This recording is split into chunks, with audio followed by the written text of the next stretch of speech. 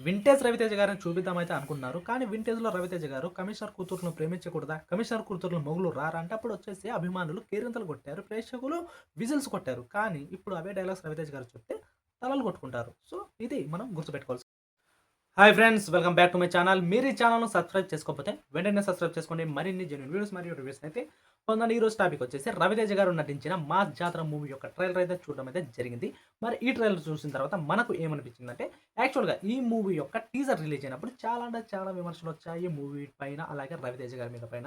ఎన్ని రోజులు రవితేజ గారు వచ్చేసి ఈ రోత కొట్టుడు సినిమా అయితే చూస్తారు. ఎప్పుడు చూడు అమ్మాయి వెంట హీరోయిన్ వెంట పడ్డము, డబుల్ మీనింగ్ డైలాగులు చెప్పడము ఇవే చూసి మాకైతే బోర్ కొట్టింది. రవితేజ గారు కొత్తగా అయితే ప్రయత్నించండి అని అయితే విమర్శలొచ్చాయి. నాకు కూడా అయితే అలాగే అనిపించింది. ఈ సినిమా వచ్చేసి వర్కౌట్ అయ్యే ఛాన్స్ లేదనైతే అనిపించింది టీజర్ చూసినప్పుడు. కానీ ట్రైలర్ చూస్తుంటే ఖచ్చితంగా ఈ సినిమా వర్కౌట్ అయ్యే అవకాశాలయితే కనిపిస్తున్నాయి. ముఖ్యంగా రవితేజ గారివి వచ్చేసి అప్పట్లో వచ్చేసి వింటేజ్ లుక్కు, 'విక్రమార్కుడు', 'బలుగు' ఆ వైబ్స్ అయితే ఈ సినిమాలో అయితే కనిపిస్తున్నాయి అయితే మనకైతే అనిపిస్తుంది. రవితేజ గారు ఎప్పుడు రొటీన్ సినిమాలు చేస్తున్నారంటే మనం అనుకోవడానికి వీల్లేదు. ఆయన కెరియర్‌లో వచ్చేసి చాలా ప్రయోగాత్మక సినిమాలైతే చేశారు. సో, 'నాటోగ్రాఫ్' చేశారు. అలాగే మన 'రామారావణ డ్యూటీ' చూశారు. 'ఈగలు' కూడా మాపేయడానికి ఒక కొత్త పాత్ర అయితే ప్రయత్నించారు. కానీ ఆయన చేసిన ప్రయోగాలన్నింటినీ విఫలమయ్యాయి. ప్రయోగాలు చేసిన ప్రతిసారి కూడా ఆయన ఫెయిల్యూర్స్‌ని అయితే ఎదుర్కొన్నారు. సో, ఆయనకు అచ్చొచ్చిన హీరో కమర్షియల్ మూవీస్‌లో అయితే యాక్ట్ చేయడం అయితే జరిగింది. మళ్ళీ 'మధ్యరాత్రి' తర్వాత.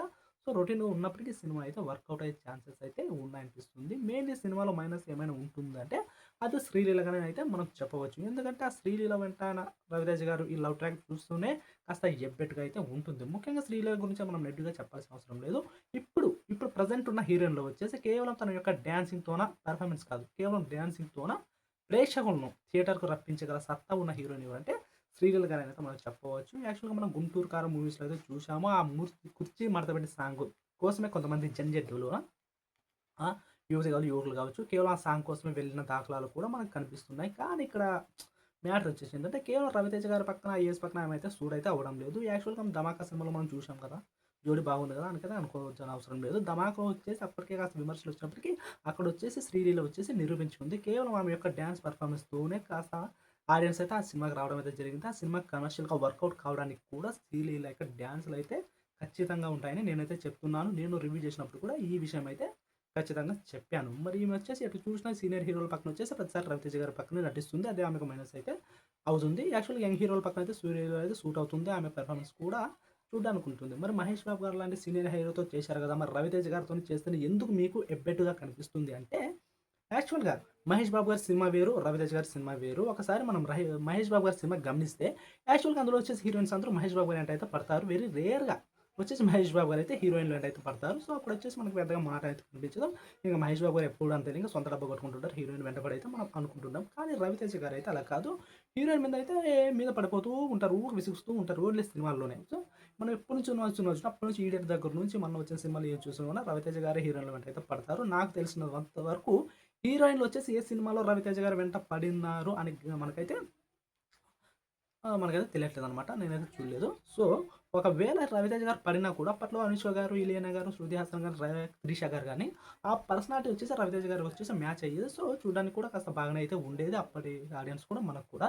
కానీ ఇప్పుడు వచ్చేసి శ్రీలీల మరి చిన్న పిల్లల అయితే మనకైతే అనిపిస్తుంది స్క్రీన్‌లో చూసిన తర్వాత. సో, రవితేజ గారు వచ్చేసి ఆమె వెంట పడ్డమే కాస్త ఎప్పటిగా అయితే మనకైతే కాస్త మైనస్‌గానే అయితే ఉన్నట్టు నాకైతే నా ఇన్నర్ ఫీలింగ్ అయితే ఉంది. అలాగే ఈ సినిమాలో వచ్చేసి ఈ సినిమా స్టోరీ గురించి మనం చెప్పుకుంటే, ఈ సినిమా స్టోరీకొస్తే కాస్త రొటీన్‌గానైతే ఉంది. యాక్చువల్‌గా ఒక డాన్ అయితే ఉంటాడు. అతని యొక్క సరుకును స్మగ్లింగ్ అయితే చేస్తుంటాడు. ఆ సరుకునొచ్చేసి ఇంకో ప్లేస్‌కి రైల్వే ట్రాక్ ద్వారా స్టేషన్ మీదుగా అయితే తీసుకొని వెళ్తుంటారు. సో, ఆ స్టేషన్ యొక్క ఇన్‌చార్జ్‌గా ఎస్ఐగా మన హీరో యొక్క ఇంట్రడక్షన్ అయితే అవుతుంది. ఆయన హీరో వచ్చేసి రవితేజ గారు వచ్చేసి ఇన్నాళ్ళు నీ దందా అయితే జరిగింది. నేను చూసినంత వరకు, చూడనంత వరకు మాత్రమే నీ దందా. నేను చూసిన తర్వాత ఇంక దందా అయితే ఏం లేదు. సత్యనాశనంగా అయిపోతామని వార్నింగ్ అయితే ఇవ్వడం అయితే జరుగుతుంది. అక్కడి నుంచి హీరో మధ్య టగ్ ఆఫ్ వార్ అయితే ఉంటుందనక మనకు తెలుస్తుంది. అలాగే మా జాతరకు సంబంధించి పేరుకి తగ్గట్టు సినిమాలో వచ్చేసి చాలా జాతర సీన్స్ అయితే మనకైతే కనిపిస్తున్నాయి. జాతరలో వచ్చేసి ఆ పెర్ఫార్మెన్స్ గాని అవి గాని అయితే ఆ ఫైట్ సీన్స్ అయితే ఉంటాయయితే మనకు కనిపిస్తుంది. ఇక స్టోరీ రొటీన్ అయినప్పటికీ రవితేజ గారికి తగ్గట్టు మాస్ ఎలివేషన్స్ గాని పడితే బాగానే ఉంటుంది. కానీ ఆ ఎలివేషన్‌కు తగ్గట్టు ఎమోషన్ కూడా క్యారీ అవ్వాలి. క్రాక్ సినిమాలో లాగా. ఆ విధంగా అయితే సినిమా అయితే మాస్‌గా కమర్షియల్‌గా సక్సెస్ అయితే అవుతుందనైతే నా నమ్మకం. అలాగే ఈ సినిమాలో వచ్చేసి ఎంతసేపు ఈ మాస్ ఎలివేషన్‌ల మీద, ఎమోషన్ మీద ఫోకస్ పెడితే బాగుంటుంది. కానీ మరి అంతసేపు ఇంక శ్రీలీల గారి వెంట పడితేనే సినిమాకి మైనస్ అయ్యే ఛాన్స్ అయితే ఉంది. ఇక హీరోకి విలన్‌గా చేసిన నవీన్ చంద్ర కూడా అగనెస్ట్‌గా కూడా చేసిన నవీన్ చంద్ర కూడా ఆ క్యారెట్‌కు తగ్గట్టయితే మనకు కనిపించడం లేదు. ఇంతవరకు నవీన్ చంద్ర వచ్చేసి చాలా సినిమాలు వచ్చేసి చేసినప్పటికీ మెయిన్ విలన్‌గా అయితే చేయలేదు. సైడ్ విలన్‌గా అయితే చేశారు. 'నాని', 'వరుణ్ తేజ్' లాంటి సినిమాల్లో విలన్‌గా చేసినప్పటికీ వాళ్ళకైతే సరిపోతాడు. కానీ 'రవితేజ' గారి మాస్ ఎనర్జీకి ఆయన పెర్ఫార్మెన్స్ ముందు, ఆ కటౌట్ ముందు నవీన్ చంద్ర అంటాడంటే మనకైతే డౌట్‌గానైతే అనిపిస్తుంది. యాక్చువల్‌గా ట్రైలర్‌లో చూసినప్పుడే కాస్త తేడా అయితే నాకైతే కనిపించింది.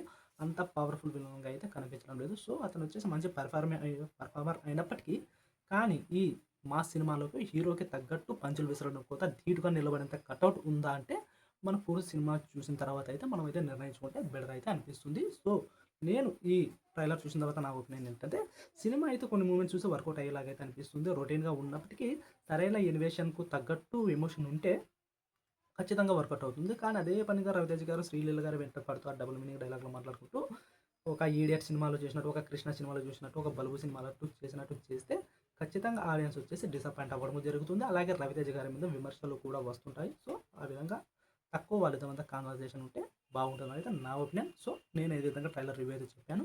ఒకవేళ మీకు నచ్చితే సపోర్ట్ చేయండి. నచ్చకపోతే కామెంట్ సెక్షన్‌లో అయితే తెలియజేయండి. ఏది ఏమైనప్పటికీ నా యొక్క ఛానల్ అయితే సబ్స్క్రైబ్ చేసుకోవడం మాత్రం మర్చిపోకుండా మీరు సబ్స్క్రైబ్ చేసుకుంటే ఖచ్చితంగా నేను మీకు జెన్యూన్ రివ్యూస్ గాని, వీడియోస్ గాని ఇవ్వడానికైతే ప్రయత్నిస్తాను. Please subscribe please.